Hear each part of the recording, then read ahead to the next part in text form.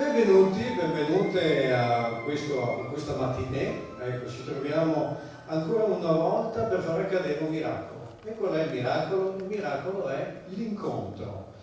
Ecco, questo evento è un evento importante perché sia per le parole, sia per il memento, cioè il ricordare, e poi anche per la musica davvero bellissima. Allora c'è da ringraziare sempre qualcuno, diciamo, che dietro le quinte lavora a volte anche affannosamente per creare questi eventi, e allora mi viene certamente da ringraziare coloro che hanno organizzato questo bel evento, che è appunto la Forza dell'Amore, e poi c'è anche l'associazione Il Coraggio dell'Anima.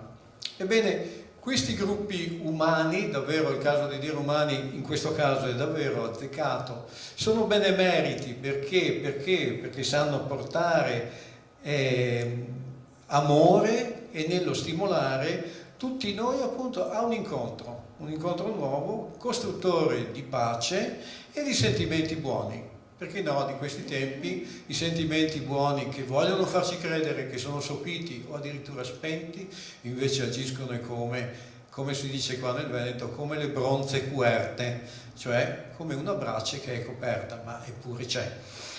Il coraggio è una parola che accomuna le due grandi personalità che oggi onoreremo, Marco Pirina e Albino Luciani. Beh, Luciani lo conosciamo tutti, ma Pirina non credo, eppure è stato un grande testimone di verità, entrambi accomunati dalla professione del coraggio. Quando chiedo ai miei allievi nel mio teatro, nei miei corsi di teatro antitimidezza, cosa sia il contrario della paura, loro all'unisono mi rispondono il coraggio. Ma io preciso che invece il contrario della paura, sapete cos'è? È l'amore. Ecco, e cito sempre molto brevemente un tragico evento che accadde anni or sono proprio a Roma, nella metropolitana. Una madre e un bimbo aspettano la metropolitana. Il bimbo è discolo e sfugge alla mano della mamma, cade dentro i binari e urla di pianto e di paura. Sta infatti sopraggiungendo il treno in quel buio terrifico tipico di quell'intestino sotto la metropoli che è per l'appunto il treno della metropolitana. Secondo voi cosa ha fatto la mamma quando ha visto il bambino cadere dalla pensilina nei binari? Non dimentichiamo che i binari sono 1,50 m, 2 metri. Che cosa ha fatto? Ebbene, la madre non ha esitato minimamente, si è buttata a prendere il bambino. Ha preso il bambino e l'ha lanciato sulla pensilina. Il bambino era salvo. È riuscita soltanto a dire e a gridare forte: amore! E il treno l'ha travolta e lei non c'era più. Ecco perché il coraggio ha il fuoco bianco, e che è davvero il contrario dell'amore, della paura, e che vince la paura è l'amore. Bene, e in questa mattinée parleremo spesso sia di coraggio che di amore. Ma che cos'è che condisce l'amore da tempo immemore? Beh, la musica, va bene? E allora dietro di me qui potete vedere un ensemble musicale di grandissimo livello, e allora è necessario che io ve li presenti uno a uno perché hanno dei curricula assolutamente importanti. Allora abbiamo prima di tutti Renato Rossi, a cui farei il primo applauso.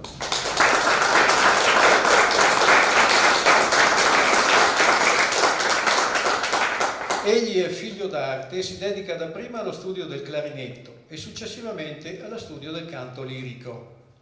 E dopo il diploma vince l'audizione come artista del coro per il Teatro La Scala di Milano, per il Teatro Carlo Felice di Genova, per il Teatro La Fenice di Venezia e per l'Arena di Verona. Nel 1992 entrerà a far parte del coro del Teatro Verdi di Trieste, dove rimarrà fino al 2021. Quindi vi faccio notare che questo signore qui, oltre ad essere un tenore, suona anche il clarinetto. Quindi questo perché tante volte i curriculum scorrono così, ma io invece li faccio notare, perché c'è tanto studio dietro quelle esibizioni meravigliose che avrete la fortuna di sentire quest'oggi.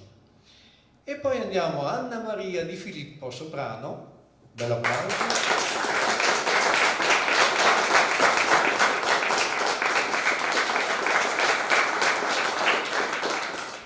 Qui constatate i vari studi di questi grandi personaggi della musica.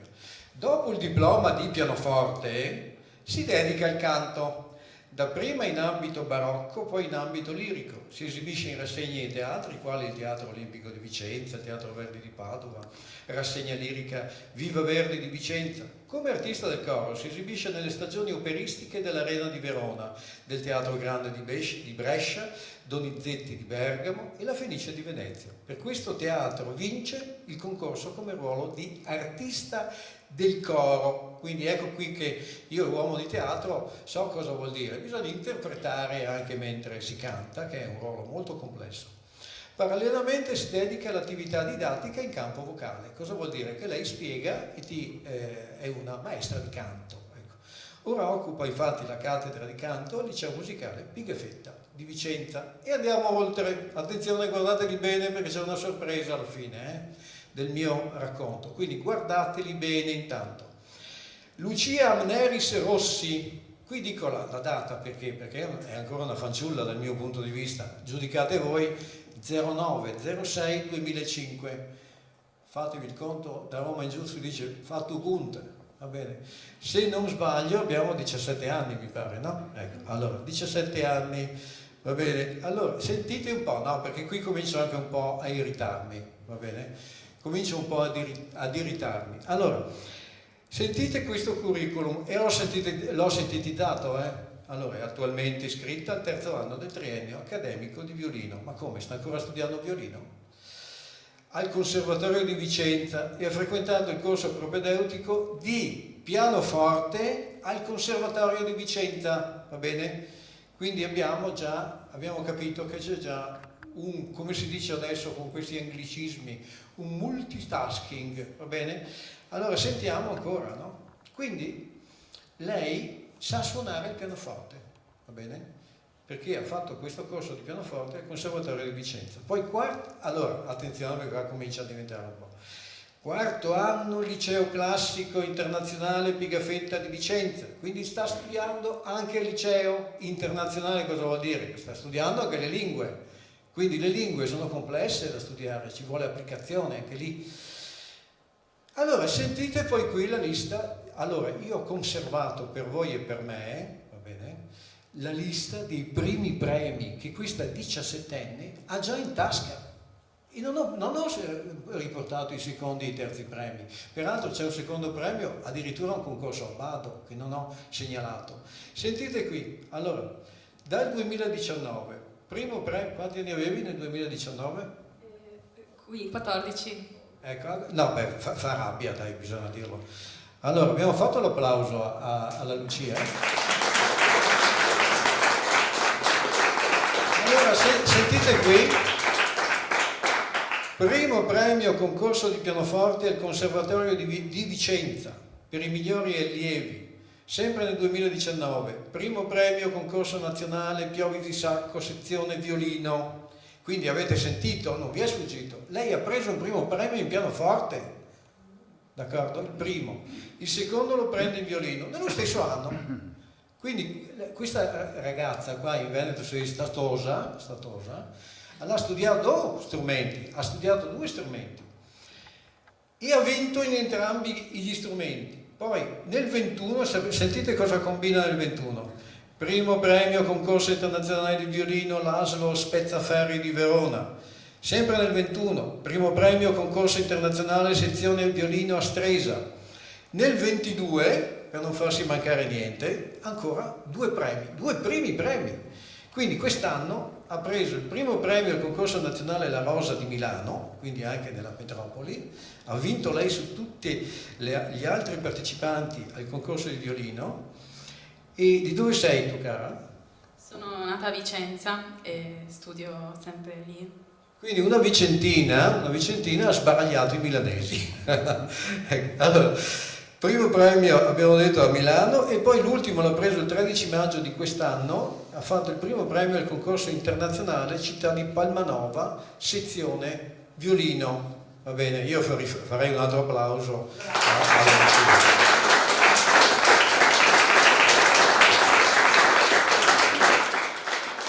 E poi abbiamo, spero di non coprirla, abbiamo la nostra Maddalena Munari.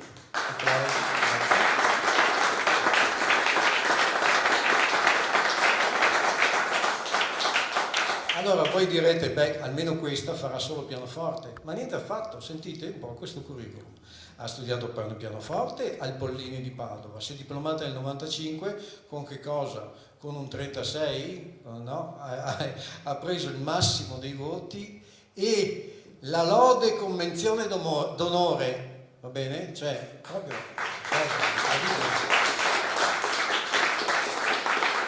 Nel 96 è diventata membro effettivo dell'Orchestra Giovanile Italiana, va bene? Qui quindi abbiamo il colmo, questa mattina abbiamo la possibilità di vedere il colmo della bravura, perché della bellezza non c'era bisogno, perché ci sono già io, va bene?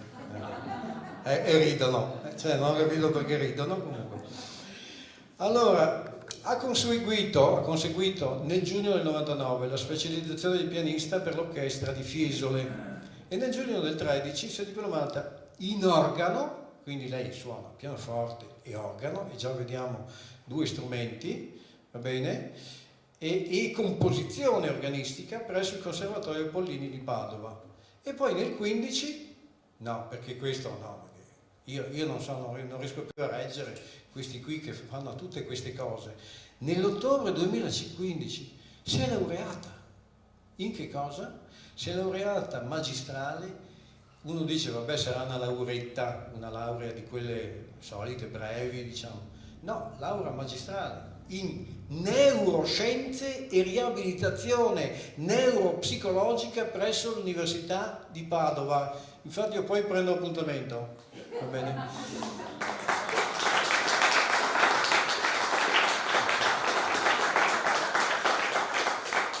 Poi non è finita qui, ha intrapreso una notevole attività concertistica e si è esibita praticamente in tutto il mondo, quindi al teatro di Taipei e all'Università del Galles, quindi probabilmente ha suonato anche per la regina Elisabetta, diciamo, non so se è vero, ma insomma.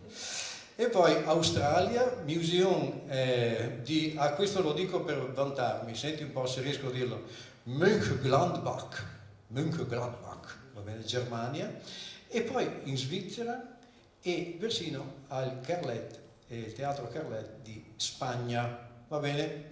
Ecco, allora vi ho presentato tutto l'ensemble musicale, ma c'è la sorpresa. Li avete guardati bene? Guardateli bene? Allora, attenzione, qualcuno ha già suggerito, sono una famiglia, quindi qua c'è il papà, la mamma e la figlia. Bene.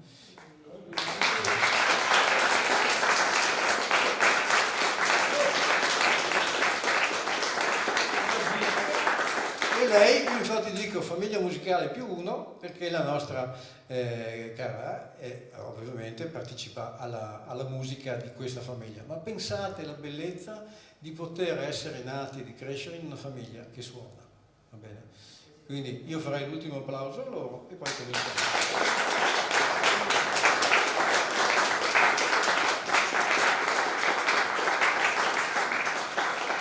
Ecco, sentirete la meraviglia di questa musica che comincia già da adesso. Fratello Sole, sorella Luna, ortolani, soprano, violino, pianoforte.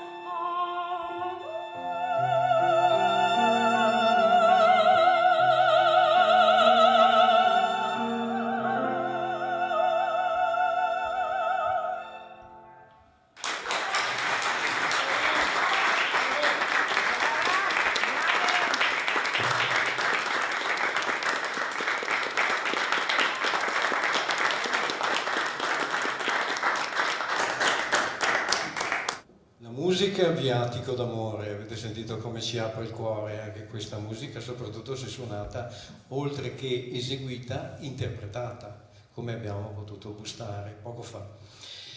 Bene, allora adesso abbiamo il primo intervento che è ad opera di Don Floriano Pellegrini, ci parlerà proprio di Marco Pirina, a cui facciamo tributo in questa mattinée, ricercatore di verità.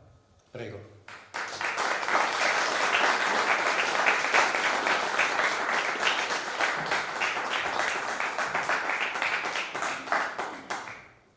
Buongiorno a tutti. Dopo questa bella musica, questa bella canzone, io mi sento quasi a disagio, ma non interessa questa piccolezza mia. Abbiamo desiderato fare un atto di amore, perché onorare vuol dire amare, il nostro Marco Pirina, che io non ho conosciuto, qualcuno di voi invece certamente l'ha conosciuto. L'ho conosciuto come storico perché ha scritto oltre 30 libri, quindi anche se uno non si dedica in modo specifico alla storia del periodo durante e dopo la Seconda Guerra Mondiale, se lo fa in maniera seria incontra Marco Pirina. Il mio intervento, che deve limitarsi a circa 10 minuti, ed è strutturato, l'ho pensato in due parti. Una, dire la prima qualche cosa su Marco Pirina e la seconda qualche riflessione più in generale. Le riflessioni in generale non le ho scritte, però sarebbe la parte più interessante. Non le ho scritte perché ho detto a un certo punto, se vedo che non vale la pena, perché non si tratta poi di fare una lezione, ma un incontro con questo spirito di amore verso una persona che amiamo anche, anzi verso la quale dobbiamo domandare anche scusa, io stesso come sacerdote, perché dopo 11 anni che è morto, che non si fosse ancora pensato a una commemorazione esplicita dedicata a lui, è indicativo anche. Si sono fatte varie manifestazioni, in queste si è ricordato anche lui, ma una per lui, questa è la prima. Quindi come comunità veneta saremo non tantissimi, però è veneta e anche friulana. Dunque Marco Pirina era nato a Venezia nel 1943, veneto e friulano, poiché i suoi nonni erano di Montebelluna e di Udine. Desideroso di approfondire la verità sulle foibe e sui conflitti al confine orientale del Friuli e della Venezia Giulia, due realtà distinte solo per una politica menzognera unite in una unica regione, anche per nascondere la perdita dei territori italiani della Venezia Giulia, oltre Trieste, Muggia e l'altro comune Dolina, quel che è, che non mi ricordo il nome, quindi hanno ceduto tutto ai titini, ma non bisognava dirlo, allora si unisce di qua e si salva per chi ci casca la faccia. Comunque lui desidera conoscere la verità sulle foibe, sui conflitti da quella parte, e assieme alla moglie Anna Maria d'Antonio fondò l'importante centro studi Silentes Loqui Mura, che viene normalmente tradotto silenziosi parliamo. Ma io ho riflettuto, che mi piace un po' il latino, silentes, più che silenziosi, sarebbe silenziati, cioè costretti a silenzio parliamo, che è tutta un'altra cosa, a dire il vero. I suoi studi e le sue ricerche in quest'ambito storiografico hanno fatto di Marco Pierina il punto di riferimento indiscutibile al riguardo. Egli è e sarà ricordato sempre per tali studi, i cui testi prodotti costituiscono una mole imponente. Come piccolo studioso di storia, e anche come sacerdote potrei dire proprio, di fronte a simile impegno e a tali immensi risultati mi inchino, grato e commosso, additando in Marco un esempio costante da seguire, un punto di riferimento umano e culturale di prim'ordine. Tanto più che a fronte di simile colossale impegno trovò ostacoli e avversità a non finire, dovendo provare sulla sua pelle la validità dell'antico detto latino veritas odium parit. E infatti, oltre alle ingiuste accuse rivoltegli nell'ambito del cosiddetto golpe borghese, per cui era stato chiamato a discolparsi in penale e di cui dopo ingiuste sofferenze era stato pienamente assolto, come appare anche da vari link facilmente consultabili in internet. Ebbene, oltre a questo e a tante altre sofferenze e intimidazioni, nel 2010, a seguito della pubblicazione del suo notevole studio Genocidio, di nuovo si era visto coinvolto in un processo. 3 partigiani, infatti, accusati dal Pierina in base a documenti, quindi su buona base, di essere stati dei collaborazioni dei titini, si erano sentiti offesi e calunniati. Marco Pierina era stato condannato nel processo, che però era un processo civile. Ha fatto ricorso e in processo penale si è visto ricevere una assoluzione piena. Quindi questo cosa vuol dire? Intimidazione politica.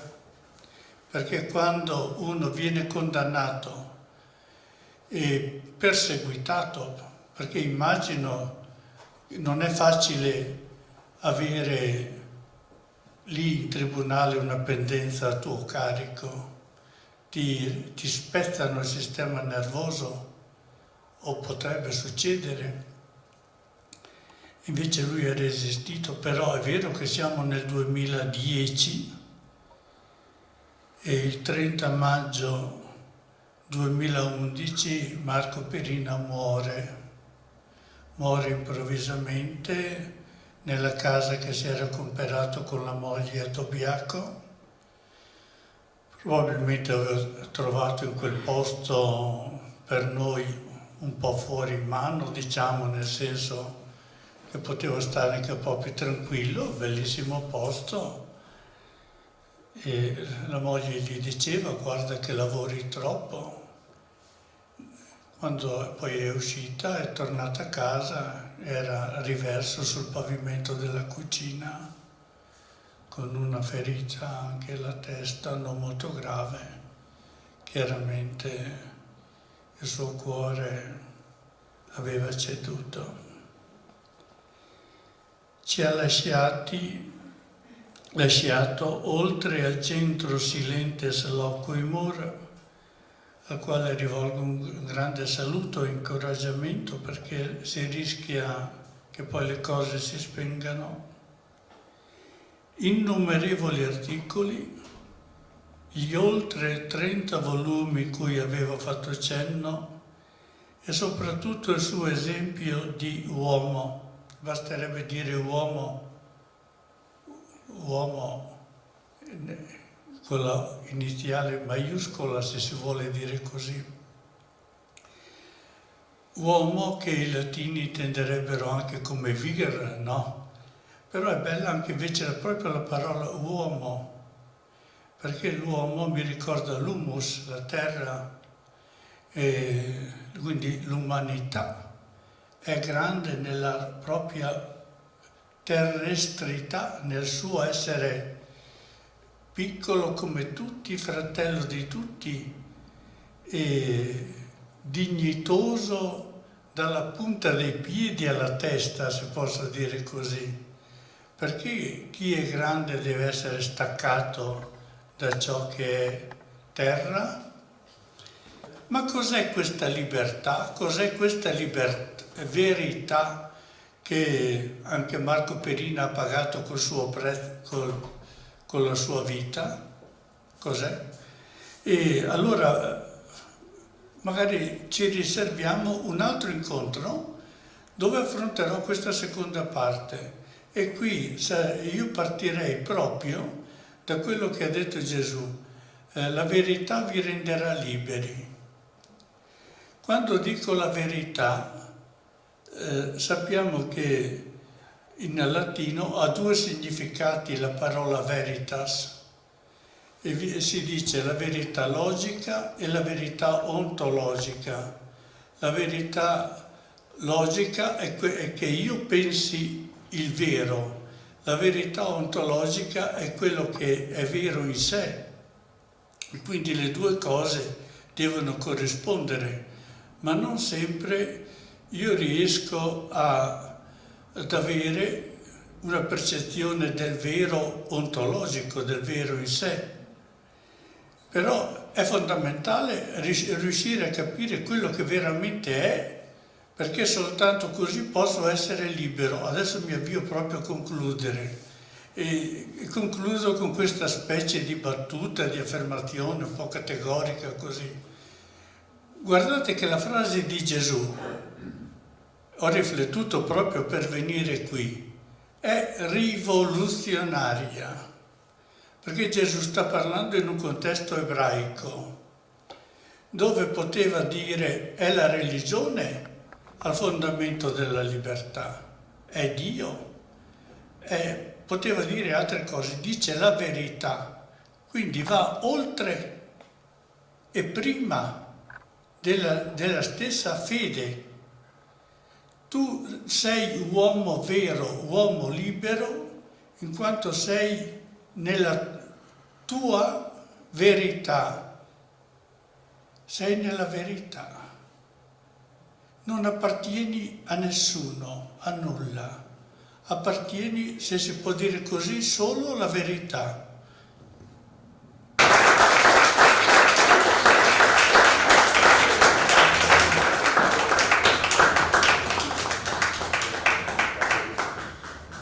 Bene, dopo l'accorato memento su Marco Pirina del nostro Don Floriano, continuiamo la nostra bella opportunità di ascoltare ancora musiche meravigliose.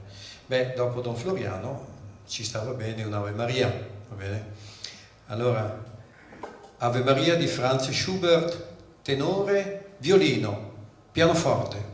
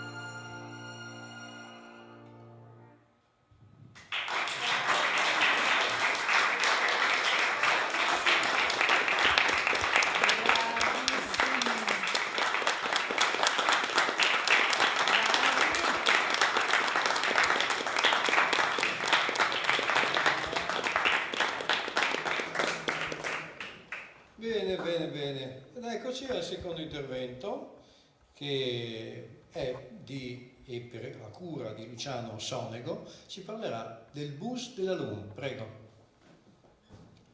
Benvenuti a tutti.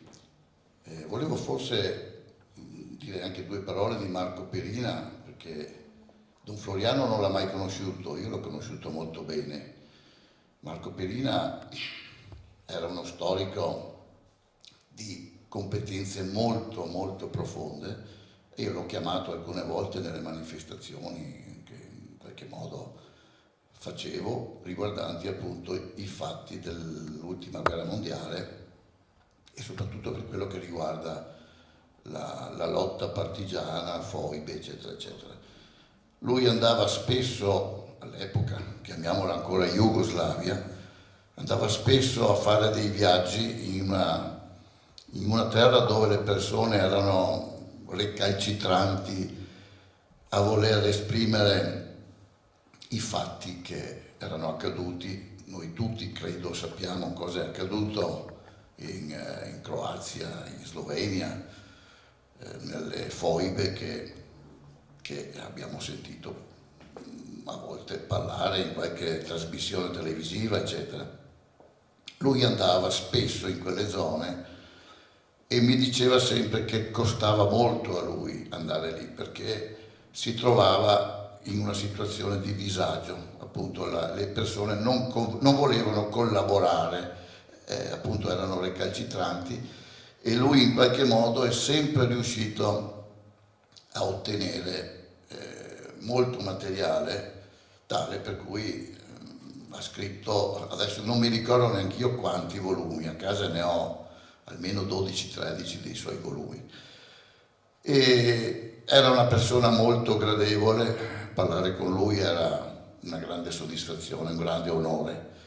Era sempre accompagnato dalla moglie, mi ricordo. Quando vedevo lui, dietro c'era sempre la moglie, contrariamente a me, io viaggio sempre da solo.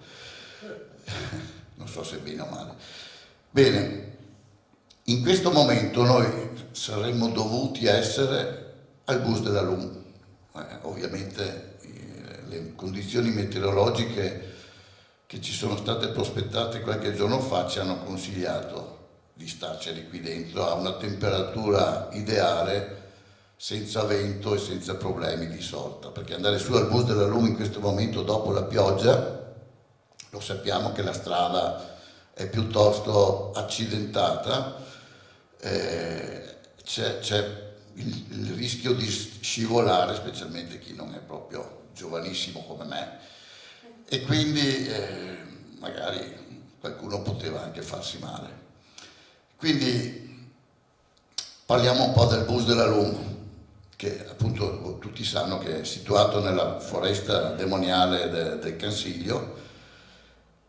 Questa fora è la più grande di tutte quelle che ci sono là, perché infatti ce ne sono parecchie altre molto più piccole, come quella di Malgavenal, quella di Monteprese e tante altre.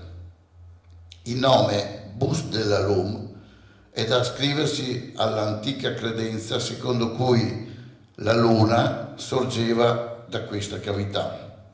L'ipotesi più accreditata, Bus della LUM, ovvero buca del lume, fa risalire il toponimo alla presenza dei fuochi fatui.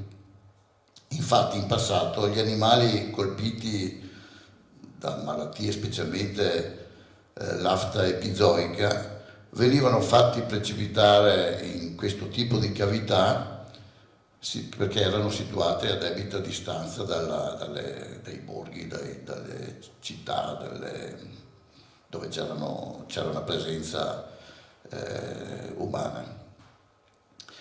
E quindi venivano fatti precipitare appunto perché non creavano nessun problema di salute.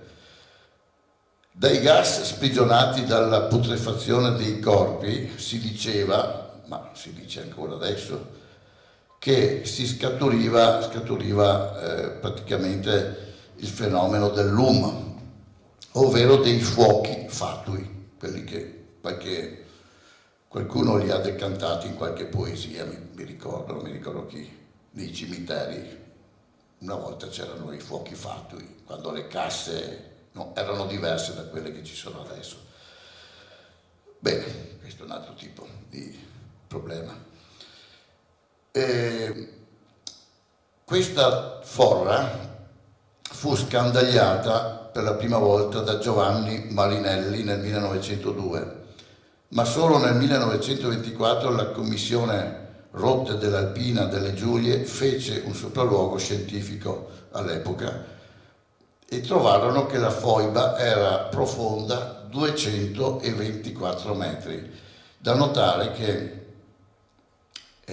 le ultime ispezioni che hanno fatto nel dopoguerra, nel 1950, i triestini, poi più di recente, hanno calcolato che la profondità sarebbe in questo momento di circa 185 metri.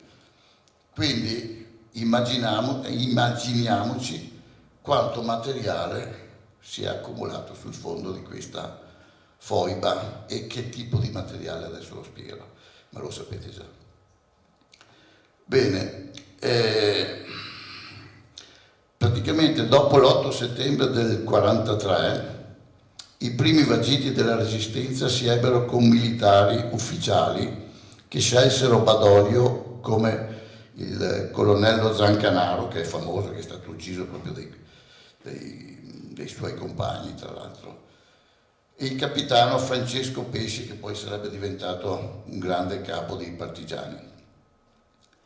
E loro sono riusciti ad attingere numerosi giovani in virtù del fatto che all'epoca il famoso Graziani aveva fatto una lista di leva, quindi aveva creato l'obbligatorietà di andare a fare la guerra, e quindi praticamente certi giovani scappavano sulle montagne, sulle colline, scappavano dove potevano. Ecco, dunque le organizzazioni comuniste costituirono a Lentiai la prima base operativa che il 17 novembre 1943 divennero, con una ventina di attivisti comunisti bolognesi, divenne Brigata d'Assalto Garibaldi, Veneto Emiliana, appunto perché c'erano parecchi emiliani. L'obiettivo primario della lotta al regime della Repubblica Sociale Italiana era appunto questi gruppi di partigiani volevano in qualche modo eliminare il più possibile queste persone appartenenti alla Repubblica Sociale, tedeschi, ma anche civili, che in qualche modo fossero legati a questo tipo di guerra. Dunque, il 21 giugno 1944 questa brigata venne nominata Brigata Garibaldi Nino Nanetti, che era organizzata in 6 battaglioni, Vittorio Veneto e altri. Non sto qua a dirvi tutto, altrimenti dovrei perdere molto tempo. Il primo problema era di far sparire i corpi degli sventurati. In pianura i partigiani erano avvezzi, quando potevano, di gettare i corpi nei fiumi. I fiumi se ne andavano verso il mare e se ne sbarazzavano senza far tanta fatica. E altre volte li seppellivano grossolanamente, come qui sulle rive del Piave, i 127 assassinati che sono stati sepolti grossolanamente con un piede fuori, mezza testa fuori. Cioè, queste cose qua succedevano.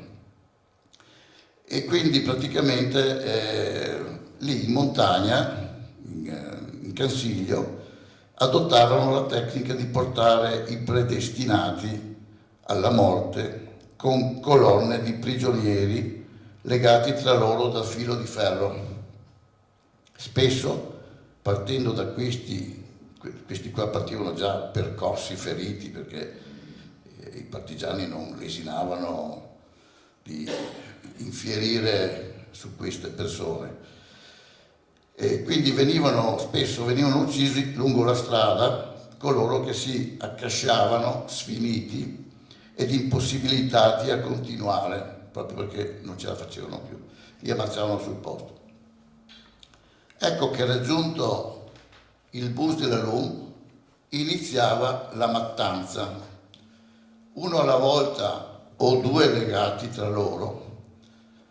I partigiani sparavano alla testa, ma non sempre.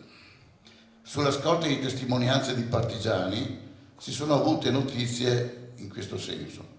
L'esecuzione aveva modalità diverse a seconda del partigiano che comandava il plotone di esecuzione.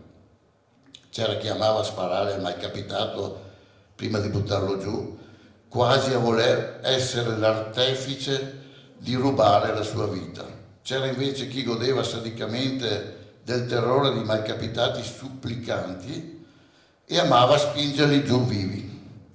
Emblematico è il racconto della morte di un sacerdote, un cappellano militare, di cui non si conosce il nome. I partigiani non si curavano di documentare i propri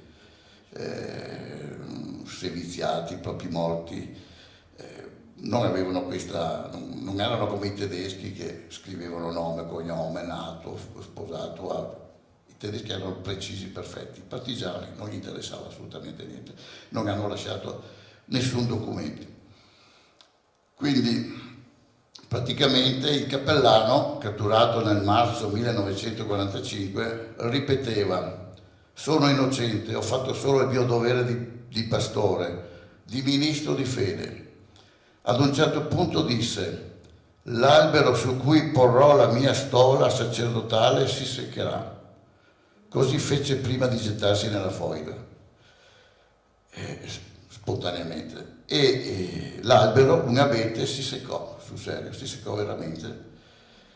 Fu tagliato, perché era una testimonianza scomoda, sgradita, fu tagliato e furono rimosse anche le radici. Altro caso particolarmente scabroso è quello di, famosissima, penso che voi o quasi tutti la conosciate, Nella De Pieri, 36 anni, moglie di un capitano della Repubblica Sociale Italiana che in quel periodo stava, mi pare, nel Senio, era in guerra, insomma. Nella era incinta di 7 mesi.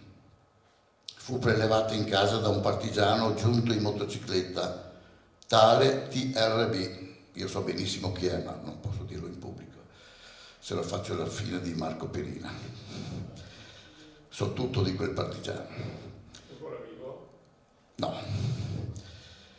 Alla presenza di 2 figlioletti, Gianaldo e Gabriella, rispettivamente di 5 e 8 anni. Fu consegnata ad altri partigiani nella zona del Piancansiglio. I figli non la videro mai più quando fu prelevata, non la videro mai più. Era stata denunciata da qualcuno a scopo di vendetta. Fu condannata a morte presso il comando della divisione Nannetti in Piancansiglio, ma poi graziata perché incinta e aveva 2 figlioli da mantenere. Ma arrivò un altro partigiano in quel momento che insistette per l'esecuzione, forse perché la vittima, l'Anella, lo aveva riconosciuto e quindi aveva pensato di farla fuori. C'è stato anche un altro partigiano che cercò di salvarla, un certo Prian, il partigiano Carlo Prian di Tambre, che io ho avuto modo di conoscere diversi anni fa. Abitava, non so se è ancora vivo, però io gli ho fatto tante domande a questo partigiano, ma era parecchio recalcitrante a rispondere. Comunque, insomma, questo partigiano ha cercato di salvarla, ma il capo dei partigiani gli ha detto: se lo vuoi ti butto giù anche tu, e così se n'è stato zitto. La donna implorava, chiedeva pietà, che lasciassero almeno il tempo di mettere al mondo il figlio in grembo. Mancavano 2 mesi. Ma nessuno fiatò. Nella ed altri 7, in quella circostanza, furono costretti a salire e percorrere una tavola, uno alla volta. posta all'imboccatura della foiba. Praticamente quando la vittima arrivava verso l'estremità della tavola, l'asse veniva capovolto e la persona veniva risucchiata dalla forra. Ponte San Piero e... Ovviamente le persone andavano giù vive, ovviamente. La proprietaria dell'albergo Dora di Spert del Pago, che è un paese lì vicino, probabilmente lo saprete, raccontava che il gruppo di partigiani che condusse Nella in Cansiglio per ucciderla fece tappa nel locale. Nella raccontava che era una spia, di Nella raccontavano che era una spia perché ogni tanto lei andava al commissariato di Belluno per tentare di avere notizie del proprio marito che non sapeva neanche dove fosse. E quindi loro, ma questa era una scusa, dicevano che Nella era una spia che andava a raccontare cose che probabilmente non sapeva neanche lei. Quindi in quel frangente, quando si erano fermati in questo bar, uno del gruppo chiese alla donna se voleva una menta da bere e la sentì. Uno di loro le gettò in faccia ciò che rimaneva del bicchiere che aveva in mano. Il giorno successivo uno di quei partigiani ritornò al bar e disse: quella che ieri mattina era con noi, la Nella, ce la siamo passata tutti in Cansiglio. Poi le è venuta una emorragia e rideva. C'è stato anche un caso di una persona che si è salvata, forse l'unico, non si sa, perché questi casi si sanno perché qualcuno ha rivelato qualche cosa, ma immaginatevi che su circa 500 persone stimate che sono state gettate, voi immaginatevi la sofferenza di ognuno di loro, la loro storia, eccetera. Noi sappiamo solo pochissimo di quello che è accaduto in quel frangente. Comunque, un certo Gilberto Dassier se l'è cavata e infatti adesso vi leggo quello che lui ha scritto di suo pugno. Alle 13:30 del 15 agosto 1944 fui prelevato da 2 partigiani, uno di essi vive ancora, e portato, come loro lo chiamavano, al bivio di Cornei, alla prima stazione. Ero assieme ad altri 14 persone rastrellate a Pous e dintorni. Mi dissero che il motivo dell'arresto era da addebitarsi al fatto che mio nonno, presso il quale risiedevo da quando ero rientrato dalla guerra, 14 giorni prima, era di sentimenti fascisti. Con altri 3 fui condotto alla seconda stazione. Fui interrogato sui mesi trascorsi dai 18 ai 22 anni. Dopo l'interrogatorio mi dissero di andare alla 10ª stazione. Scortato da 10 partigiani, giunsi così in Pian di Cansiglio, al Bus della Lu. Era la mezzanotte. Sentii un rumore di passi e l'ordine di fermarmi. Poco lontano udivo pianti e lamenti. Un'ombra si avvicinò. Mi proiettò sul volto la luce di una pila. Mi riconobbe e disse: «Cosa fai tu qui?» Chiesi chi era. «Angelo da Casant», fu la risposta. A Casun abitavo con i miei genitori. Angelo, che venne poi ucciso dai tedeschi, aggiunse: «Se a Puos non hai fatto la spia, ti libero». Risposi: «Se dici la verità su di me e la mia famiglia, lasciami libero, altrimenti lasciami andare incontro al mio destino». Angelo disse: «Tu torna indietro». Un partigiano da Pieve del Pago, morto 2 anni fa, intervenne dicendo: «Sei fortunato, verrai in Cansiglio a sbucciare patate e basta. O a casa per sempre o lasciatemi morire. Ho fatto la guerra e non ne ho visto e ne ho viste abbastanza. Fu il mio sfogo. Angelo mi accompagnò 50 metri più avanti. Dovetti subire 2 interrogatori, poi mi fecero tornare a casa. Mi diedero una carta da consegnare a Piazza Egidio di Puos. Era incaricato di sorvegliare il paese. Solo con il suo permesso potevo andare e trovare i miei genitori a Casan di Cadola. Aggiunsero anche di avvertire il nonno, la zia e mio padre di non parlare mai di Mussolini. Ecco, questa è stata una sua testimonianza, è stato veramente fortunato. Comunque queste storie drammatiche, avevo detto prima, sono tante storie, sono solo dei piccoli tasselli della sofferenza che colpì centinaia di persone, anche donne, perché oltre all'Anella c'era anche un'altra donna incinta che è stata buttata giù e altre donne. Esse non furono legate esclusivamente all'odio politico di matrice comunista.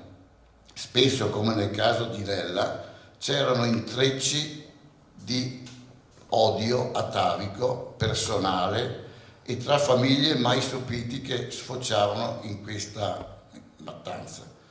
Certo che la cartina di tornasole della crudeltà umana che si è manifestata in quei frangenti non è per nulla sopita. Quando al presente si presentano particolari condizioni, ecco che certi soggetti, fino a un attimo prima apparentemente normali, si trasformano in belve sanguinari. Chissà quanti potenziali criminali incrociamo sulle strade, nelle piazze, tutti i giorni, magari anche i nostri amici, e non lo sappiamo. La guerra in Ucraina ci sta facendo vedere fatti raccapriccianti che potremmo assimilare a quelli del bus della LUM. Aguzzini che non si accontentano di ammazzare, ma cercano la sofferenza della vittima, lo scempio della carne, lo stravolgimento dell'etica, dell'umanità per arrivare all'impero assoluto del male. Infine, e qui termino, mi chiedo di quanto l'essere umano abbia bisogno di amore ed equilibrio. Grazie.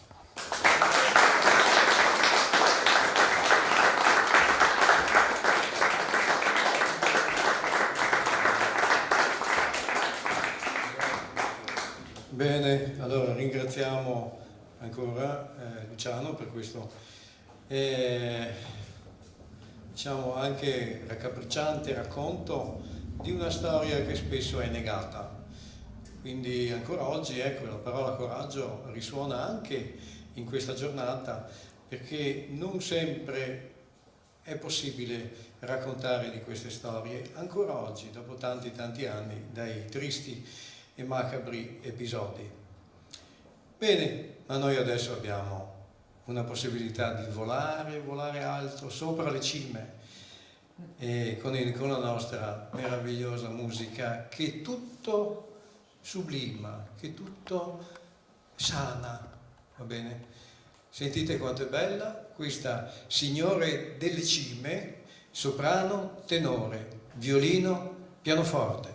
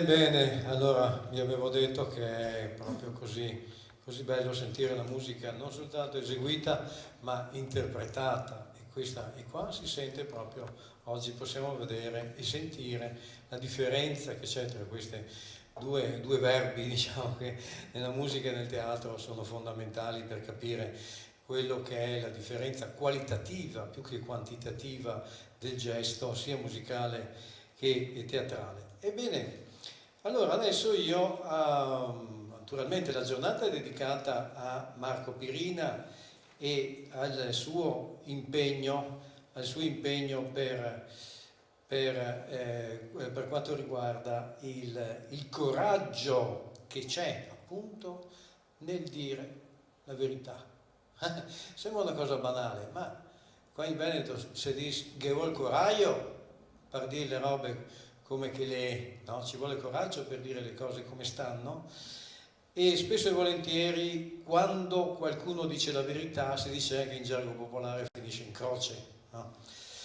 Ecco, allora io sono stato delegato a fare un intervento su Albino Luciani, va bene? E allora ho pensato, anche perché poi Albino Luciani qui in questa sala c'era, perché noi siamo a Vittorio Veneto in questo momento, di più siamo nella parrocchia di Ceneda e siamo in una sala teatro con questa possibilità. Qui c'è anche il concorso di violino, insomma ci sono tanti avvenimenti musicali dove il vescovo di Vittorio Veneto, Albino Luciani, c'era, va bene? Quando ero io bambino, quindi io sono vittoriese, quando ero bambino la mia mamma e il mio papà mi portavano a messa, ma se c'era il vescovo naturalmente si andava alla messa solenne in cattedrale, e appunto il vescovo era proprio Albino Luciani, che poi tutti sanno divenne Giovanni Paolo I e quindi Papa. Va bene, ma sapete, lui era l'unico prete al mondo. Ecco, l'unico prete al mondo. Io farò brevi interventi ogni brano musicale. Ecco, questo è il mio primo breve intervento. Sapete che lui, ecco, vi dico delle cose che magari non sono state dette pur avendo parlato tanto di Albino. L'unico prete al mondo, ebbene, che quando diceva con la sua vocina la messa è finita, andate in pace, nessuno si muoveva, cioè nessuno si muoveva. Perché? Come mai che nessuno si alzava per andare a casa, per andare via? Perché sapevano che lui, vescovo a Vittorio Veneto, avrebbe detto una barzelletta, oppure un aneddoto, va bene?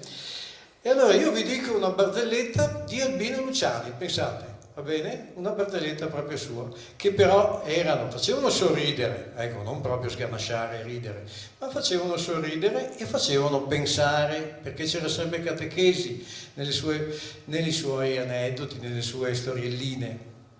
E allora dice che c'è una famiglia di gamberi che passa per via e c'è il gambero papà, no?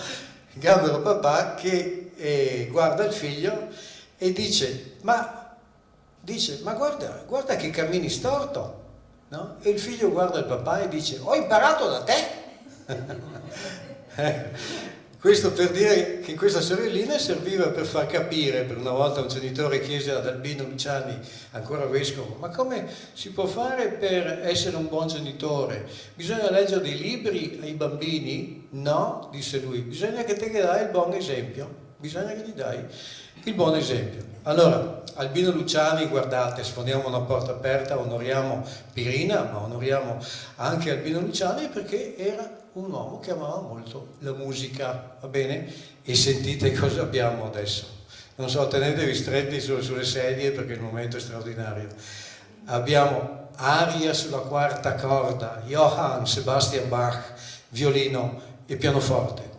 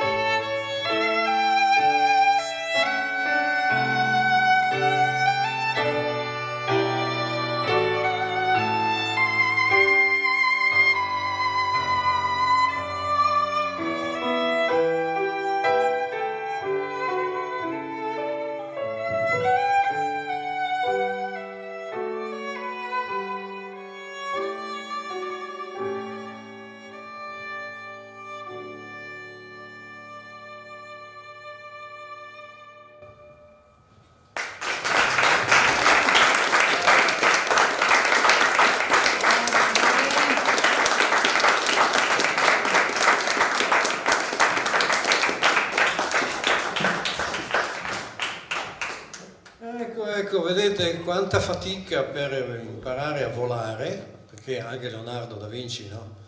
Si è sprecato tanto per imparare a volare, bastava la quarta corda di Bach, no? E abbiamo volato noi poco fa. Bene, sentite un'altra storiellina, sempre a fine messa, che io ho registrato per voi, per tutti noi, di Albino Luciani, anche qui molto significativa, ci fa capire che per tutti noi e per una vita importante anche da un punto di vista non soltanto cristiano, ma per tutti noi abbiamo bisogno di partire dalla costanza, partire dall'inizio, non dalla fine. Quindi non è inutile che desideriamo la meta, dobbiamo cercare di costruire e di avere il coraggio, ecco ancora il coraggio, di fare il primo passo di un lungo cammino. Doni di Dio. Una notte, dice Albino Luciani, mi sono sognato che ero bimbo e nella piazza del mio paese c'era un nuovo negozio e la sua insegna diceva doni di Dio. Entrai e vidi un angelo dietro al banco, bellissimo, bianco, e intimidito chiesi: cosa vendete? Ogni ben di Dio, rispose l'angelo. E costano cari? No, i doni di Dio sono tutti gratuiti. Guardai allora lo scaffale e c'erano anfore d'amore, scatole di speranza, brocche di coraggio, pacchi di pazienza e poi c'erano anche dei cartocci molto grandi pieni di perdono e poi sacchi di bontà. E chiesi allora all'angelo: dammi un po' d'amore di Dio e tutto il perdono. L'angelo cominciò a portare sul balcone e mi consegnò un piccolissimo pacchettino, ma proprio piccolo piccolo. E io mi aspettavo un pacco grande, grande, e meravigliato dissi: ma tutto qui? Così poco? E allora l'angelo mi spiegò: vedi caro bimbo, qui nella bottega di Dio non si vendono frutti maturi, ma piccoli semi da coltivare con pazienza, poi verrà il raccolto. Grazie.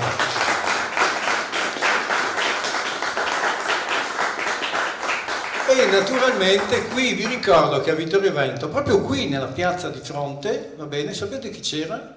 C'era un bambino piccino, che si chiamava, che il vescovo poi denominò, Lorenzo da Ponte. E chi era Lorenzo da Ponte? Il librettista di Mozart.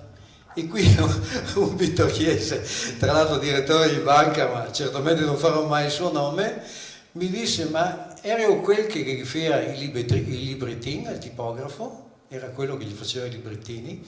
No, il librettista vuol dire che faceva, no, tutte le parole delle commedie più importanti di Amadeus Mozart. Quindi guardate tutti i collegamenti mirabili che si generano in questo evento.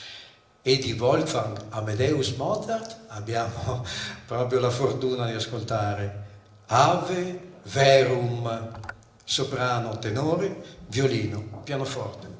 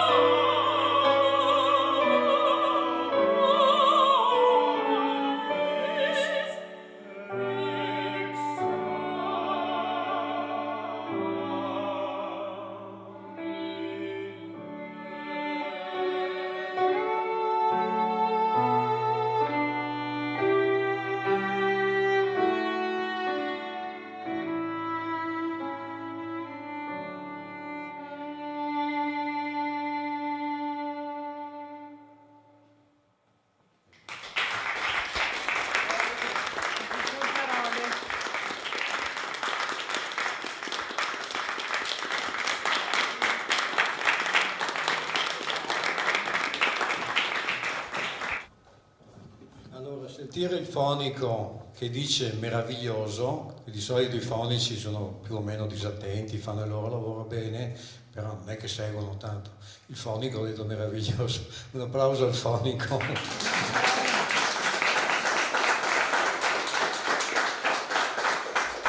Allora, sentite anche questa. Don Floriano prima ci ha detto che ama tanto il latino e lui sa, perché condividiamo insieme questa intuizione, bene, perché io proprio 10 anni fa, 10 anni or sono, avevo dedicato un recital all'Albino Luciani che ho avuto il piacere anche di portare proprio a Canale d'Agordo, ecco, e sapete come l'ho intitolato? Alba di luce.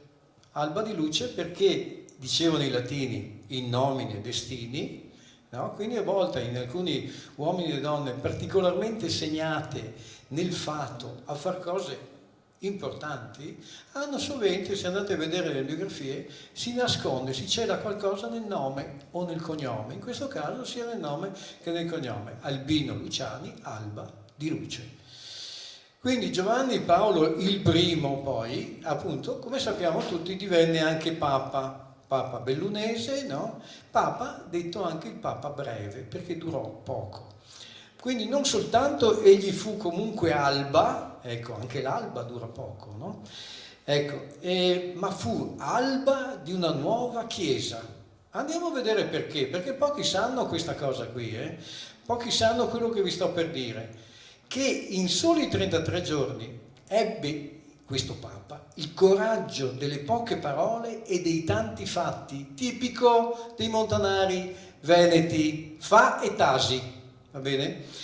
Infatti egli fu dopo secoli e secoli il primo pontefice. Sentite cosa ha fatto in 33 giorni.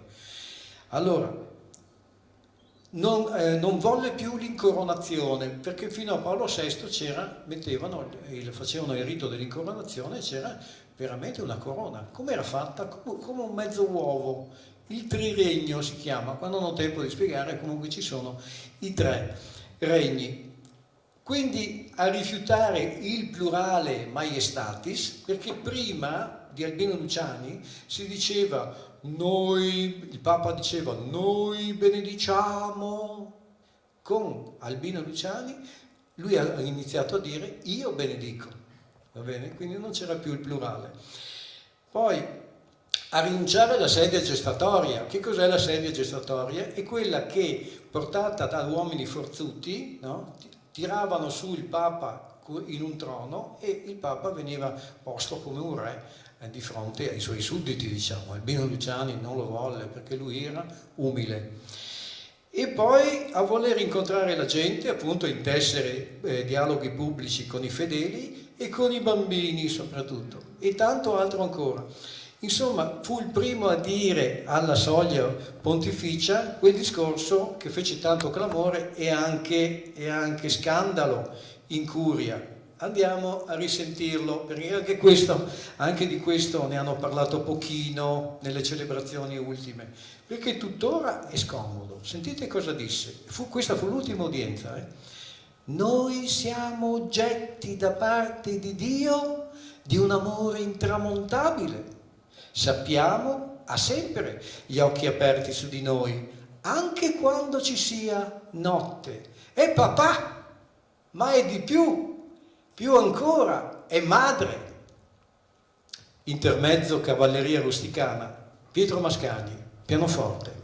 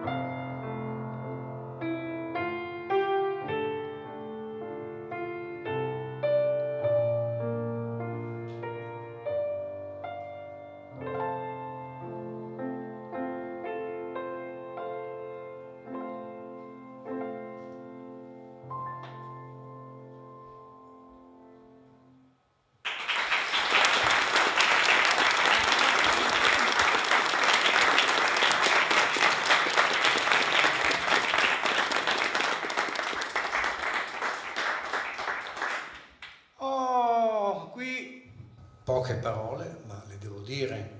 Allora, hanno detto, ce l'hanno ridetto tante volte, che questo Papa, piccolino, io sono già piccolino, lui era più piccolo di me, perché io l'ho conosciuto, ebbene dicevano che era fragile. Niente affatto, niente affatto. Sapete quali uomini desideravano, diciamo, a inizio secolo Novecento, le fanciulle da marito nelle nostre montagne? Lo sapete? Ve lo dico io. I falciatori, va bene?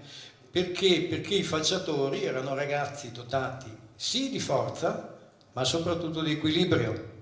Perché per poter usare la falce, praticamente quasi come una danza, è molto difficile saperla usare bene, e in più erano anche in pendio, perché i falciatori di montagna sono in pendio, quindi equilibrio, forza, e dopo erano anche belli perché erano a torso nudo, va bene? Quindi tutte le ragazze del marito stavano sotto a guardare. Sapete cosa faceva Albino Luciani da giovane? Il falciatore. Ecco. E allora qui adesso abbiamo Méditation dall'opera Thais, Jules Massenet, violino e pianoforte.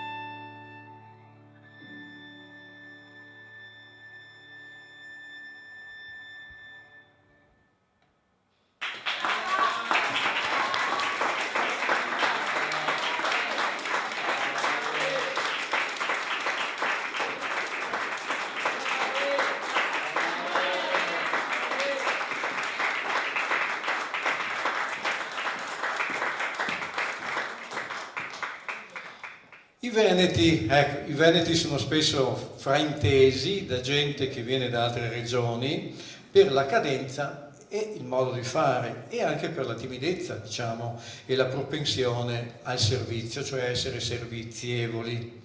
Infatti, sì, qua in Veneto si dice lavora ai tasi, magna ai tasi, e io ho sentito anche parla matasi, che praticamente è filosofia, insomma. Quindi Luciani era un montanaro che sapeva fare solo sorrisetti?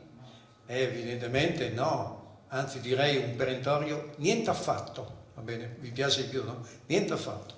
Era un uomo colto, coltissimo.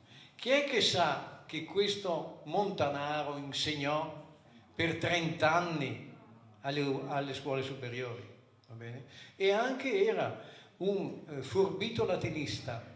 Voi sapete che la lingua ufficiale in Vaticano è il latino, lui parlava correntemente in latino, come sto parlando io adesso in italiano, parlava in latino, magari con un po' di cadenza veneta, però ecco, era perfetto.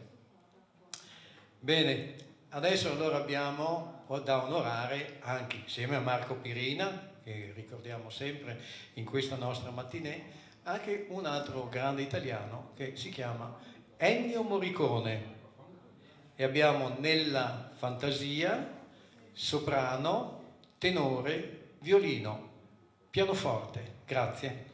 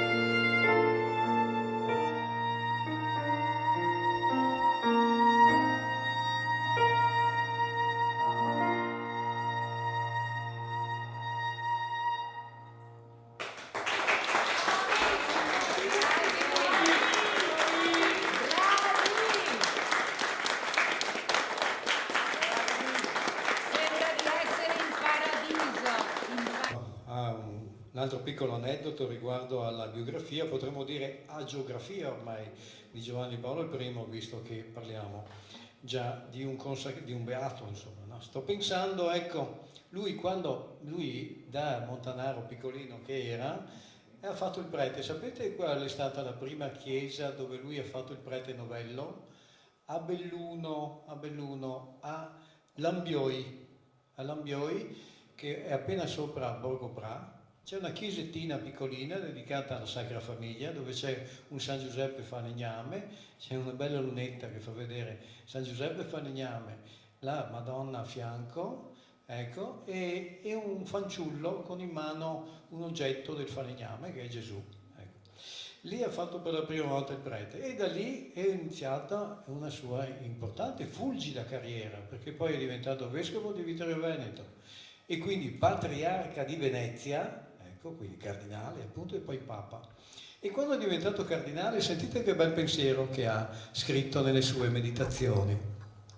Sto pensando in questi giorni che con me il Signore attua il suo vecchio sistema, prende i piccoli dal fango della strada e li mette in alto.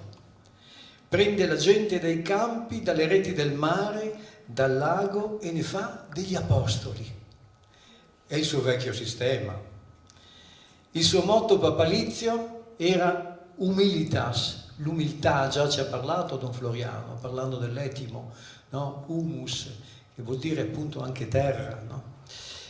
Pensate che la Madonna dell'Apocalisse, e qui a Belluno c'è proprio una chiesa dove c'è una Madonna con il manto vero che è bruno marrone, significa appunto Mater Materia, la Madonna dei 7 dolori, delle 7 spade. Quindi il motto di Gesù è: gli ultimi saranno i primi, e quindi possiamo evocare ancora Pirina, che ha tentato di parlare di questi ultimi, di questi perseguitati, no? Con coraggio, ci vuole coraggio. E anche Gesù ha detto, no? Che praticamente io sono la verità e la vita, ma non per vantarsi, ma per dire che purtroppo portare la verità in mezzo agli uomini costituisce grave pericolo. Infatti popolarmente si dice: la verità ti porta in croce. Ecco. Quindi il coraggio ancora, il coraggio di rappresentare gli ultimi saranno i primi, i vinti di oggi, non soltanto di ieri, ma i vinti di oggi, coloro che oggi sono perseguitati, soffrono, e perché violentati da potenti senza scrupoli, i vinti di oggi saranno i vincitori di domani. E questa è un'espressione del suo successore, che si chiama Karol Wojtyła, Giovanni Paolo II. Quale pezzo migliore per onorare questi ultimi? Talvolta che persino abbiamo visto con Marco Pirina è difficile commemorare, è difficile onorare, si rischia persino la vita. Ebbene, quale brano non può essere più giusto e perfetto di questo Schindler List, violino e pianoforte?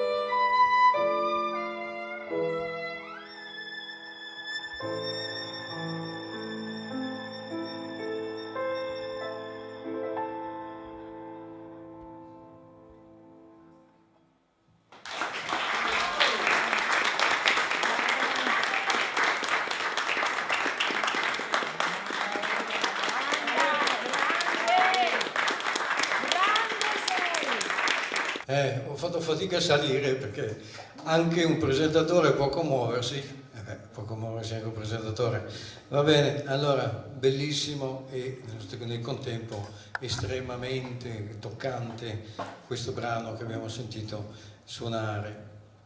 Ecco, volevo dire che anch'io, ecco, nel mio piccolo, come Marco Pirina che ha grandissimo coraggio nel parlare di morti dei quali non si dovrebbe parlare, ma pensate, quella donna, no? Come ci ha raccontato bene Luciano, che quel sacrificio incredibile di essere viva mentre la violentano, di essere viva mentre viene senza nessun processo, quale democrazia, no? Stavano fondando, senza nessun processo viene spinta oltre il crepaccio. Sapete come ha definito Auschwitz?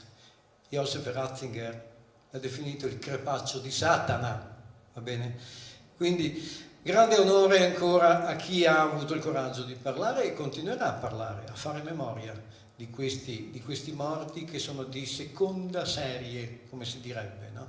Anch'io nel mio piccolo faccio parte di un gruppo di esuli istriani giuliani dalmati e quando vado in Istria, io non dico mai Croazia, non riesco a dirlo anche perché ho avuto una parente esule polesana di Pola, quindi, che mi ha raccontato le sevizie terribili di lei. Pensate, bambina, ha veduto tutti i suoi parenti maschi fucilati davanti ai suoi occhi a Pola. Ebbene, quindi quando io vado in Istria, quelle poche volte che sono andato in vacanza, i miei amici mi temono perché vado a fare cose un po' emblematiche. Quindi sono andato al cimitero di Ossero, che si direbbe Oser in croato, di Ossero, bellissima cittadina, dimenticata, quasi cadente, di una Venezia ormai quasi sepolcrale, perché non curano, non restaurano, però bella proprio perché lì il tempo si è fermato. Ebbene, sono andato al cimitero di Ossero e ho cantato un paternoster, cantato sulle tombe antiche e ormai senza più nella totale incuria dei nostri italiani, diciamo, no? Cosa hanno fatto i miei amici? Gli scampati, sono andati via. Quindi questo accadeva solo 10 anni fa, quindi per dire che il coraggio di Pirina, ecco, anche se oggi viene osteggiato ancora adesso viene osteggiato, nonostante siano passati 10 o 11 anni dopo la morte, ecco, il benemerito di questo evento è che va sottolineato sempre di più. Quando non si può parlare di una cosa in democrazia, bisogna alzare la voce. E concludiamo con un pensiero di Karol Wojtyła per il suo amico Albino, perché dovete sapere che Karol ebbe molti rapporti con Albino, sia prima che dopo la sua morte, anche con la sua famiglia, il fratello Berto. Non a caso forse veniva in queste montagne. Giovanni Paolo I, Papa del Sorriso, mariano, ecco, come Wojtyła, montanaro come lui, devoto a Nostra Signora di Fatima come lui. Albino Luciani, pensate, vi dico un piccolo aneddoto interessante perché si occupa anche di cattolicesimo dal punto di vista dei santi e delle madonne, come si dice, no? Albino Luciani fu eletto Papa il 26 agosto del 78. Che giorno è? È il giorno dedicato a Nostra Signora di Czestochowa, quindi la cosiddetta Madonna Nera, che era particolarmente il santuario dove amava recarsi proprio Karol fin dalla più tenera età. Quindi ecco i collegamenti che ci sono. Ma ce ne sono tanti altri, ma non c'è tempo di raccontarli qui. Albino, ecco, qui sono le parole di Karol Wojtyła, Giovanni Paolo II, oggi elevato a santità. Ebbene, lui diceva che Albino citava spesso San Tommaso d'Aquino, che pone tra le virtù la iucunditas, che vuol dire, cosa vuol dire? La giocondità, ossia la capacità di convertire in un sorridere giocando, che è il fondamento evangelico della capacità di sorridere. E San Paolo cosa diceva nei Corinzi? Dio ama un donatore allegro. Quindi sorridere, però con una capacità sempre di sintesi evangelica e di catechismo. Sorridere, secondo Luciani, queste sono parole riportate da Wojtyła, sconfigge il pessimismo, veste di letizia la vita cristiana, invita a farci coraggio e porta il felice approdo da tutti noi desiderato, che è l'amore. Quindi vi dico, ecco, queste due piccole frasi di Luciani, perché sono bellissime, e sono, se uno dice mi compro un libro di pensiero positivo perché sono depresso. Senti, ti bastano queste due frasi. Adesso ve le sto per donare, sentite, ve le sto donando. Tieni duro, l'ho intitolata io la prima di queste frasi. Dice Luciani, se hai un compito difficile non demoralizzarti, non perdere il coraggio, mai, ma con l'energia ricevuta da Dio tieni duro. Non fidarti delle tue sole forze, ma pensa che c'è anche il Signore che ti aiuta, ti darà forza e la sua forza è inesauribile. Ecco, e poi l'ultima, e qui poi concludo, amare. Ecco, parla di quello che ha condotto tutti noi in questo evento, l'amore, amare. Cosa intende per amare? Soprattutto quello che sarebbe l'amare anche verso Dio, perché lui comunque non dimentichiamo che era un sacerdote, un consacrato. Amare significa viaggiare, correre con il cuore verso l'oggetto amato. Amare Dio è dunque viaggiare col cuore verso Dio. Viaggio bellissimo. L'amore a Dio è anche viaggio misterioso. Io non parto, sentite le parole umili di Luciani, io non parto mica se Dio prima non prende l'iniziativa. Ciò significa amare Dio, non poco, ma tanto. Non fermarsi al punto in cui si è arrivati, ma col suo aiuto, progredire nell'amore.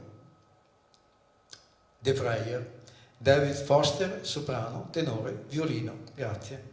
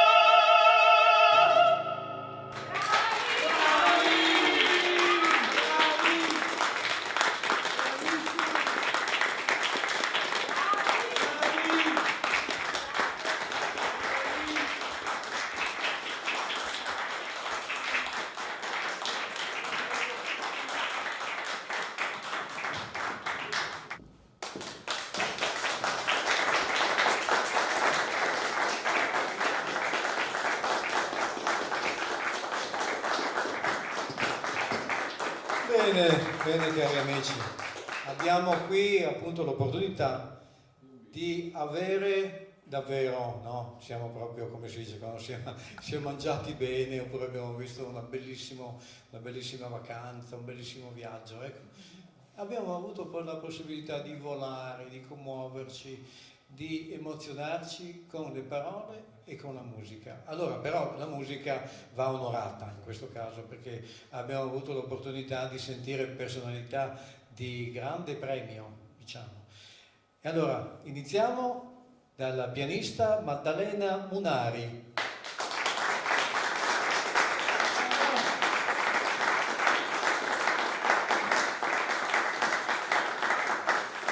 E quindi abbiamo il tenore Renato Rossi.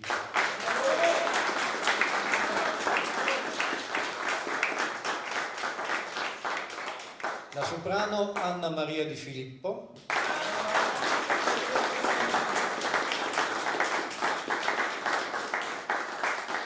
E la violinista Lucia Neris Rossi.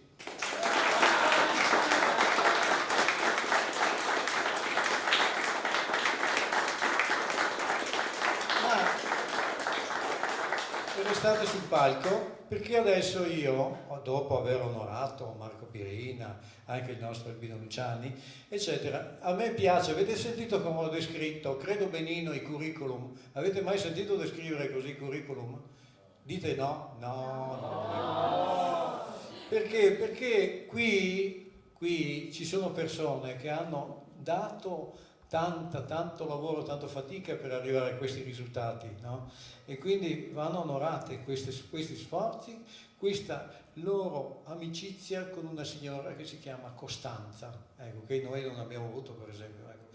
Perché no, ti puoi anche imparare il pianoforte, sì, ma se non te ne metti a studiare, traduco, potevi anche tu imparare il pianoforte, ma se non ti metti a studiare. Allora, chi c'è invece, anche questo piace fare a me. Innanzitutto volevo fare un applauso ai fonici e ai macchinisti, a tutti coloro che hanno fatto questa bella ripresa televisiva.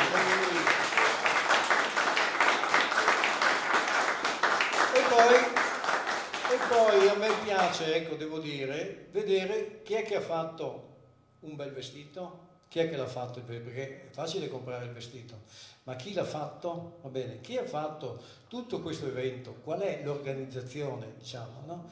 Allora, l'organizzazione qui abbiamo visto, per esempio, Luciano Sonego prima, che fa parte dell'organizzazione della Forza dell'Amore, va bene?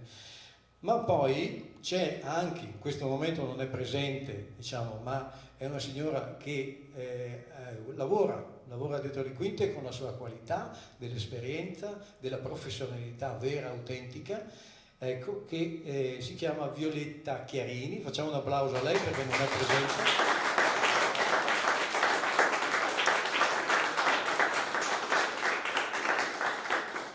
Chi è il vero Deus ex machina? Ecco, quello è presente, anzi sarebbe una dea, va bene?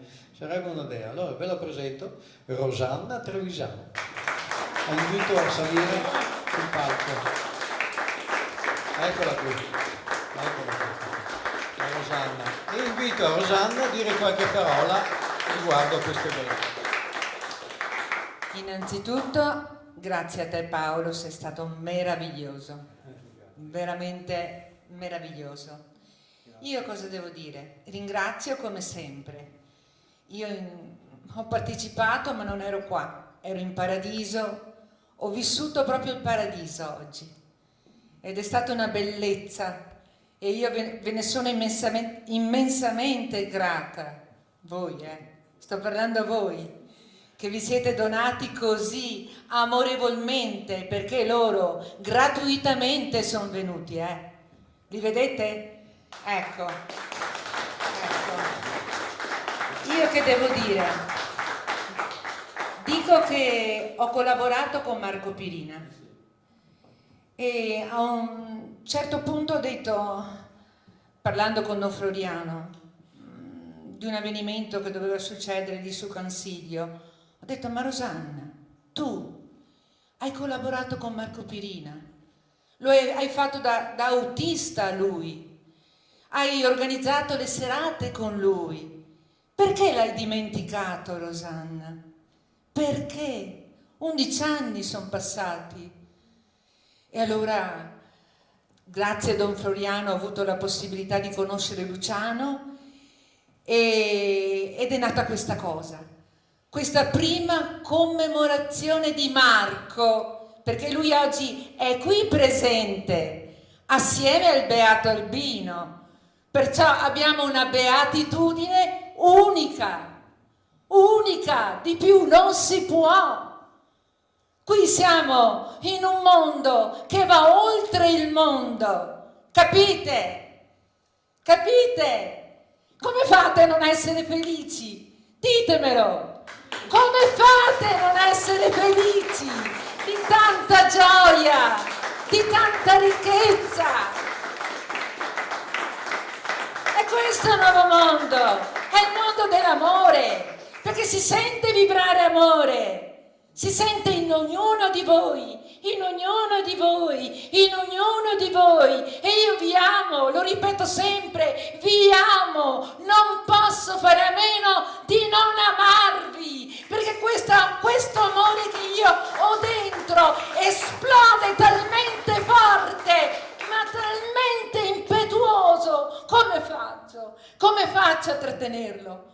Come? Ditemelo, datemi un consiglio. Datemi questo consiglio, che io non riesco più a immaginare il mondo che ho vissuto in 70 anni, perché il nuovo mondo è questo che state vivendo in questo momento. È un mondo d'amore, autentico, puro, genuino. Allora, ritorna Marco. Abbiamo fatto assieme un grande incontro in una scuola come questa a Roma, con tutti gli alunni, un liceo era, ed è stato un successo immenso, sempre gestito dalle suore, le suore dell'ordine di mia sorella, Suor Lorella. E praticamente da quell'incontro è partito il tutto, perché nell'esame di maturità è stato portato dentro il tema le foibe per la prima volta ed è stata una cosa grandiosa. Non so poi se lui è venuto a mancare proprio quell'anno, non mi ricordo. Comunque un'altra cosa bella, ho organizzato a Chioggia un evento e lui aveva catalogato ben 7.000 persone disperse. Lui prima dell'evento si rivolgeva al Gazzettino e se aveva delle persone che hanno vissuto in quel paese le pubblicava. Perciò quella sera a Chioggia arrivano un marito e moglie e dicono: mio papà è morto senza sapere dove è sepolto il suo fratello e questa mattina l'abbiamo visto nel Gazzettino, abbiamo detto guarda. E così Marco ha detto, suo fratello, vostro zio, è sepolto in Jugoslavia, sotto una collina, e sopra la collina crescono i ciclamini. Ho un vaso pure a casa mia, ha detto Marco. Ecco, con questo io vi lascio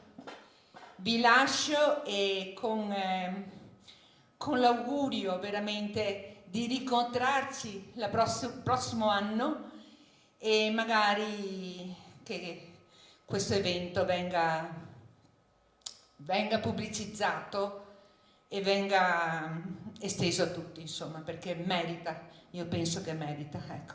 Vi ringrazio, grazie. Grazie a Rosanna Trevisan, grazie ancora all'ensemble che ha suonato oggi per noi. Abbiamo un'opportunità bella, ecco, in questo tempo anche non facile per tutti noi, di ricordarci che esiste la bellezza e la bravura. Quindi via. Grazie a voi tutti, alla prossima. Grazie.